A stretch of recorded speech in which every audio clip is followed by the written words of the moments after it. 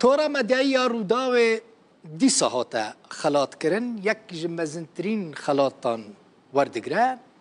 لسر ورگرتنا خلاتا بناو ستیوی یا زیرین یا ناف دولتی روداو داخویانی یک بلاف کر و گوت او بکیف خوشی رادکینه گوان وکا ریزگرتنه که جبو کار خوی مدیایی او خلات ورگرتیه ده داخویانی روداو دهاتیه که او خلات و روژا 13 ماه دهان ای سال ده مراسم که مزنده و وره بلاف کرن او مراسم و لپایتخت ایتالیا لروما بریوه بچه جه دسپیکا دا مزراندنا خواه روداو او آرمانج دا پیشیا خواه لکردستان او لنافچه گوهرتنه که ده مدیه دا چه بکه و او پروسجی ده بیجه با آوائه که سرکفتی بریوه چو روداو گیشت آرمانجا خواه ورگرتنا و خلاته انجام کارین دلسوزانه و استابون هموستافا روداوه گوت و روداو لسر پاراستنا پرنسیبین سرکین روزنامه‌وانی کار خو بردوام بکه تورا مدیا روداوه د داخویانی خدا باله دکشینه سرویه که کجبر باندورا هر سه پروگرامین روداوه پروگرام لگل رنج پروگرام برپرسیار و پروگرام دکتور آراس و بر فرحبونا رومالین خوایین تورا مدیا روداوه او هجای و خلاطه هاتیه دیتن روداو ده بیجه اف خلاط جبو یک بی یک افکارین و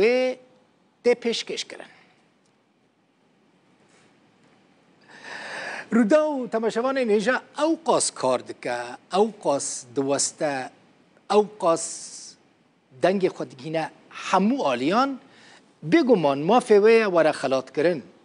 روداو خلاط کدن یا جهانی وردگره چما اف خلاط جبو تورا مدعی روداوه هاتیه پیشکش کرن از ویجو وره بیجم خلاط جبر رومالا مزن یا روداوه دواره مدعی دا لسر آستا رولا روداوه دواره مدیایی دا لسر آستا کردستانه لسر آستا نافچه و جبو گلک مدیای جهانی این مزن بویا جیدر و چافکانی جبر ویا که روداوته خلاط کرن چه خلاطه؟ خلاط استیوی یا ناف دولتیه ده ناوا وی خلاطه دا خلاطه بیزنس یا ناف دولتی هیا و خلاطه وی سالانه و جاره پارا روداوه بو سالانه بهتری 12,000 سازی و ریخستن که دوارین جدا دا کار دکن جزیده تری هفته ولاتان جبو ورگرتنا خلاط استیوی یا ناف دولتی بشتار دبن هر وها بهتری 1000 کسین پیشهی و شارزا ده پروسه نرخاندن و دست نشان کرنا خلاطان دا جی آماده دبن او خلاط ایرو جبو روداوی هاته دست نشان کرن لی ماه دهان وی وره پیشکش کرن جغینی بولتنه روداوی که گلکی تینه تماشا کرن و به باندورن جی خلاطا ایرو که جبو روداوی هاتیه دیار کرن بهتر جبر رولا سه پروگرامین روداوی بو پروگرام لگل رنج که رنج سنگاوی پیشکش دکه پروگرام برپرسیار شاهیان تحسین پیشکش دکه و پروگرام دکتور آراس برادوستی پیشکش دکه گوتنا استیوی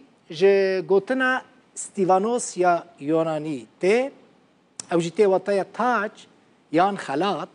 باشترین خلاط دوار بیزنس ته